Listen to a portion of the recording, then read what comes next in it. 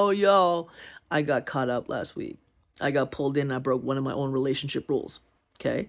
I have a rule when I'm doing private coaching with couples that if they're in an argument, that they step away from their phones. They do not try to resolve an argument, a conflict, a difficult or challenging conversation over text message. This makes arguments last longer and sometimes get more intense than they ever needed to be. I'm going to tell you why. This is exactly what I reminded myself of last week when I got pulled in like this. It helps us to know the why in order to apply the rule, which is step away from your phone if you're in a disagreement with your sweetheart. Here's the why.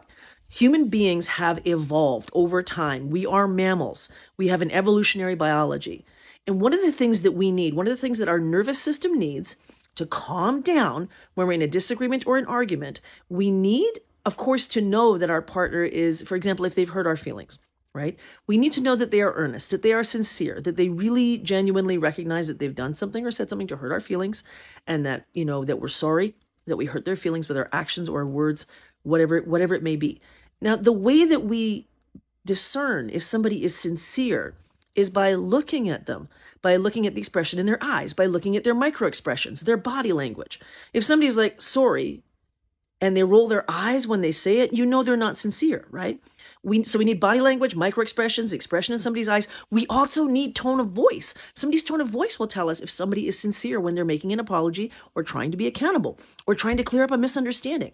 We, as human beings, we need this information. We need tone of voice. We need visual cues, visual information to ascertain if the rupture has been repaired, if the connection is moving back towards secure attachment, secure connection, we need that visual data. That's why it doesn't work to fight over text message, to argue over text message, to go back and forth over text message. It makes arguments worse, it makes them last longer, and it actually can create more distance instead of bringing you back together. At the end of the day, it's just inefficient and it's going to cost you more energy. But I want to hear from you in the comments. Has this happened to you? Have you tried arguing with your sweetheart or your teenager over text message and you found that it's made things worse?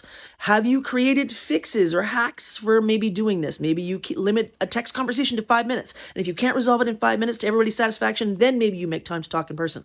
My rule for private coaching with couples is, at minimum, pick up the phone. Yes, this thing I'm talking into actually has something called a telephonic device, and we can speak to each other and hear each other's voices on it. I'm being a little silly, but you take my point.